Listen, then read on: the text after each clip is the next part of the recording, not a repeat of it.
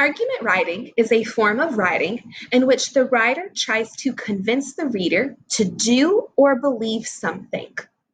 Each argument that you are going to read or write will make a claim. The claim is what the writer wants you to do or believe. This is what they are arguing to you, what they want you to do, what they want you to believe, what they want you to buy. Each of these advertisements on your screen are trying to get you to do or believe something. In the first advertisement, it tells us, refresh your world with a can of Pepsi. This argument is making the claim that you should drink Pepsi to refresh your world. In the second advertisement from Chick-fil-A, it tells us to eat more chicken. They are trying to convince you to eat more chicken from Chick-fil-A. Each of these advertisements are making a claim to get you to do or to believe something.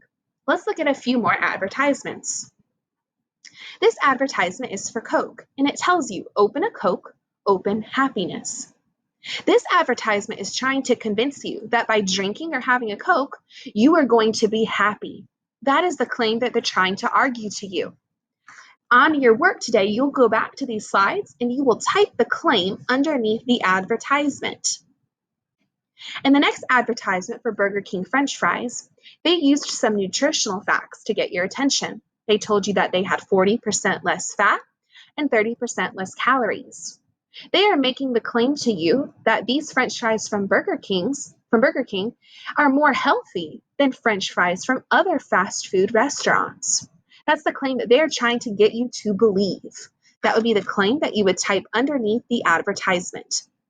Remember, with argument writing, they're trying to get you to believe this or to buy these products. You might disagree with them, but that's their ultimate goal, is to get you to do something or to believe something.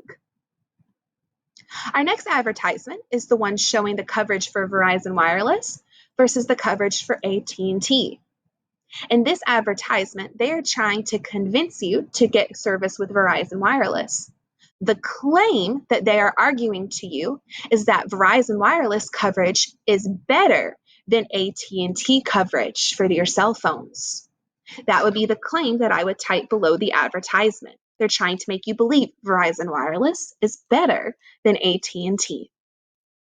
In our last advertisement for Kellogg's Frosted Flakes, you have Tony the Tiger telling you that they're great. They are trying to convince you that you should buy Frosted Flakes for your cereal in the morning because they taste great. They taste so good. That's what they are trying to convince you to do. Remember to go back and type these claims underneath the advertisements. For your practice today, you're going to work on stating a claim. Let's take a look at our directions. Choose a side for each question listed below. Then, state the claim you would argue. Let's look at an example.